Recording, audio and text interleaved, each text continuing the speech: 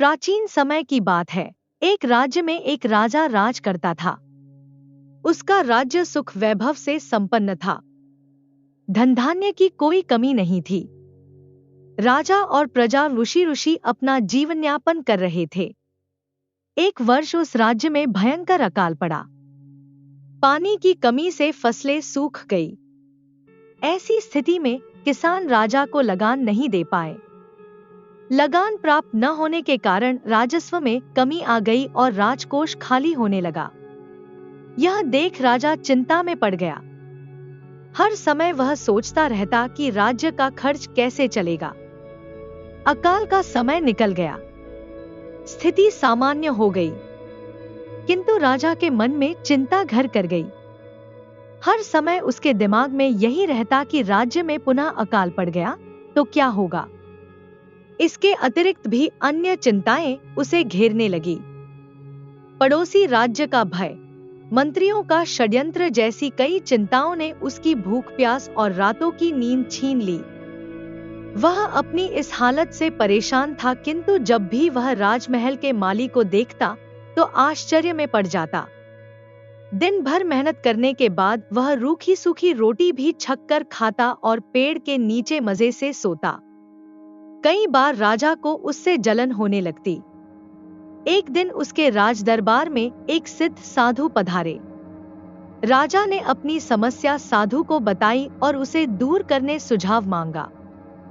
साधु राजा की समस्या अच्छी तरह समझ गए थे। वे बोले, राजन, तुम्हारी चिंता की जड़ राजपाट है। अपना राजपाट पुत्र को देकर चिंता मुक्त हो जाओ।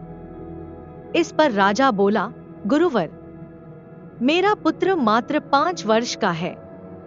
वह अबोध बालक राजपाट कैसे संभालेगा?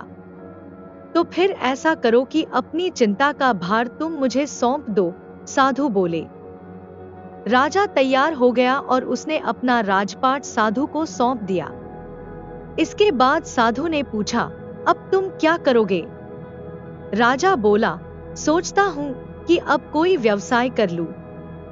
लेकिन उसके लिए धन की व्यवस्था कैसे करोगे? अब तो राजपाट मेरा है। राजकोष के धन पर भी मेरा अधिकार है।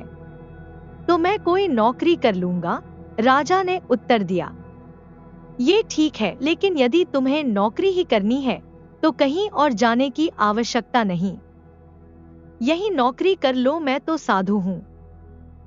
मैं अपनी कुटिया में ही रहूंगा। राजमहल में ही रहकर मेरी ओर से तुम ये राजपाट संभालना। राजा ने साधु की बात मान ली और साधु की नौकरी करते हुए राजपाट संभालने लगा।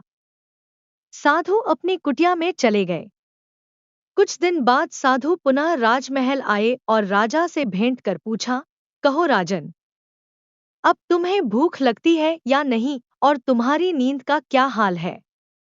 गुरुवर, अब तो मैं खूब खाता हूं और गहरी नींद सोता हूं।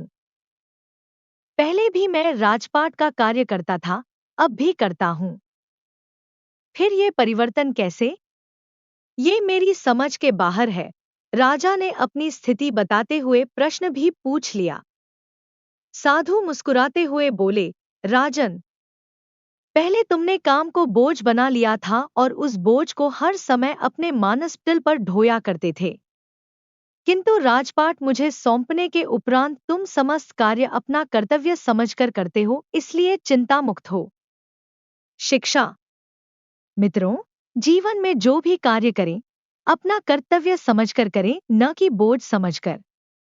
यही चिंता से दूर रहने का एकमात्र उपाय है। प्यारे मित्रों, स्टोरी कैसी लगी जरूर बताइए। वीडियो को लाइक और चैनल को सब्सक्राइब जरूर करें। वीडियो अपने दोस्तों को शेयर करें और एक प्यारा सा कमेंट जरूर करिए। धन्यवाद।